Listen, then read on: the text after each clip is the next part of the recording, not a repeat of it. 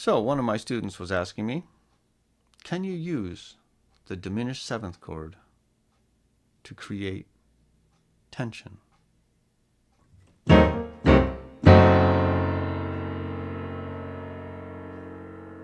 Well, that would seem to answer the question. So, well, that's one specific thing.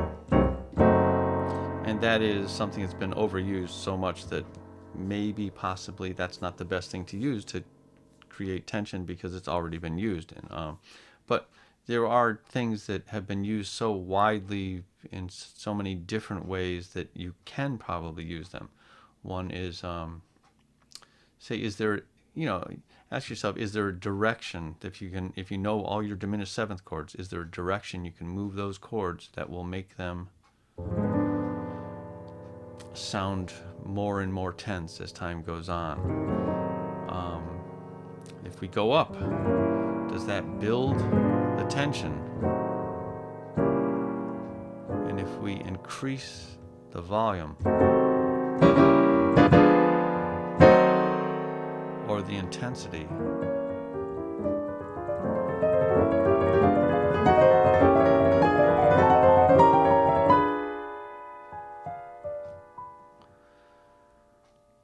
so it seems like going up, moving your diminished seventh chords up. And that's what they used to do, I think, in the silent movies. A piano teacher once talked about that to me, but I was never around when the silent movies were coming out. Although I'm quite old, I'm not that old. And what would happen is when something scary was happening, like if they had tied the hero's girlfriend to the train tracks, and the train was on its way, and they would do this, and the villain would be laughing and getting ready to get on his horse and ride away, and then they would suddenly cut to the hero who was chasing down the highway, trying to get to where the train tracks were to save his girlfriend, and then back to the train tracks, and there's maybe Nell is her name, and Dudley Do-Right is the hero's name, and we're waiting. Hopefully he's going to get there, and the train is getting closer and closer, and you see the smoke from the train coming off, and you can see the girl tied to the track, and you can see the villain. He's laughing, and he's just having he's just getting ready to leave her to die, and he's and then back to the hero, and he's coming, and he's almost there, and they cut back to the train coming along the tracks, and there's Nell tied to the train tracks, there's the villain laughing crazily, and then finally Dudley Do-Right enters the scene and unties Nell and pulls her off the train tracks just before the train goes by, and yay, they live happily ever after. So that is a way to use the diminished seventh chords. We build the tension by walking up like that. That's a great way to build tension. Now,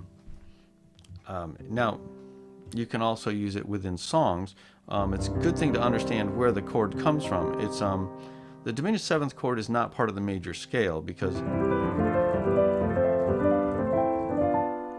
the closest we can come to it is the seventh step of the major scale is the half diminished chord, diminished triad with a minor seventh. So it's not a fully diminished seventh chord.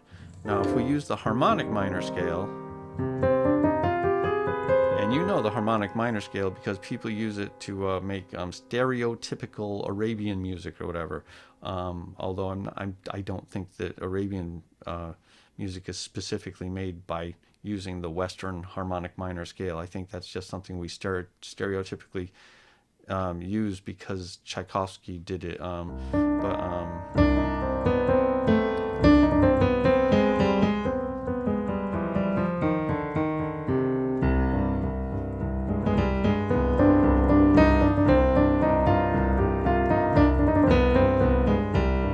So there's your harmonic minor scale.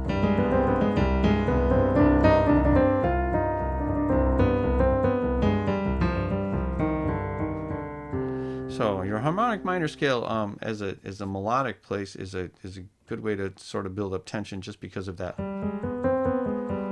interval of the augmented second. So how do we find this chord? The one chord is very interesting, actually, in the harmonic minor scale, and actually can be used if you're trying to write spooky music for Halloween. You could probably just that one chord itself, the minor third, fifth, and the major seventh.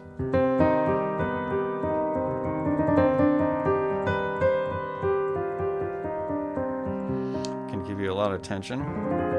The two chord, the seventh chord on the second step of the scale, is a half diminished chord, which is similar to the seventh step of the scale of the major scale.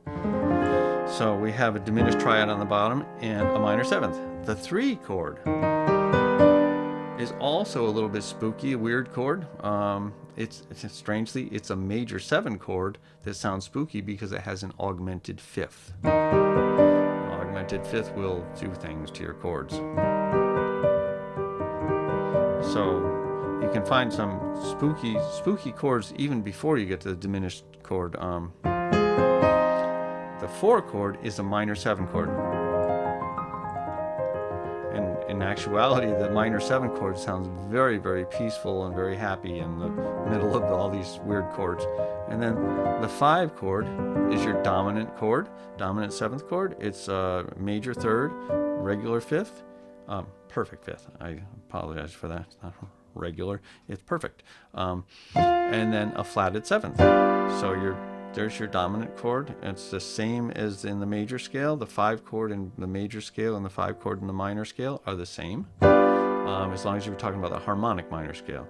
The sixth chord is interesting because it's a major seven chord. You would think the sixth chord wouldn't be something like that, but you can play Color My World on the sixth chord. I don't think the rest of the song is going to work in this particular harmonic minor key. So now, what do we have for the seventh step? The seventh chord built on the seventh step of the harmonic minor scale is a diminished seventh chord. So there is our diminished seventh chord. So if we're writing music, we can that diminished seventh chord naturally leads to the one chord. So we have the B diminished seventh chord leading to a C minor chord.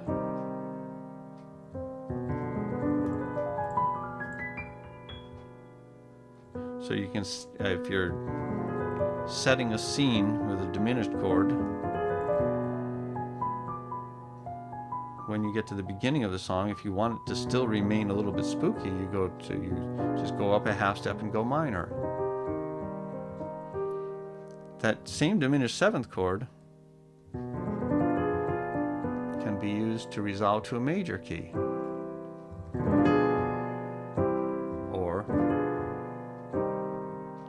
So just going to a half step higher to the major or minor chord resolves it. And the great thing about the diminished chord is you can just randomly throw it in. Say you're in C minor. Now there is no F sharp diminished seventh chord diatonic to the harmonic minor key of C minor, but if we play it, we can go to the G chord, and it builds a tremendous amount of suspense just to go to the G chord.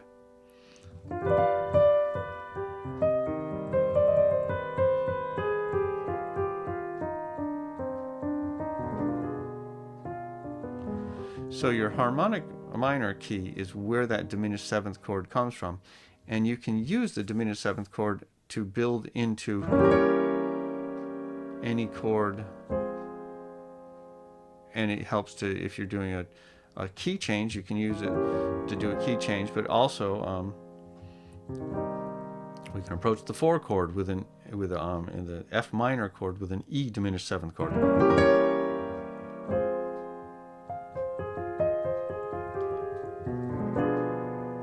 The C minor chord with the B diminished seventh chord. The G chord with an F sharp diminished seventh chord.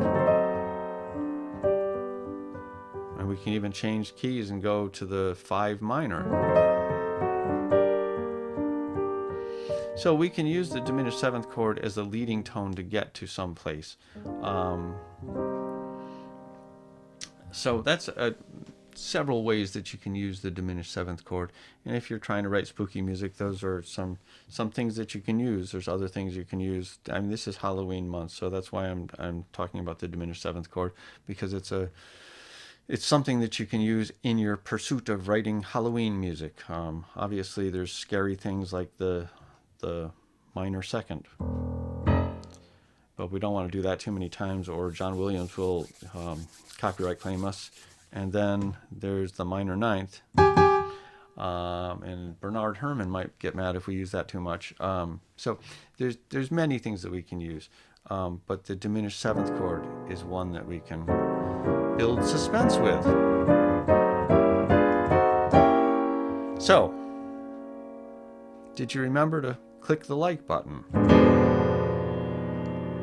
Did you remember to subscribe? Did you remember to click the bell for notifications for the next time I make a video? And if you're feeling particularly generous today and want to support the channel, did you notice that there's a PayPal link and a Venmo link? Well, not link. My Venmo name is there. If you have Venmo, you can get... So if you want to subscribe to the channel or contribute to the channel, there's links below. And hopefully everybody has a very wonderful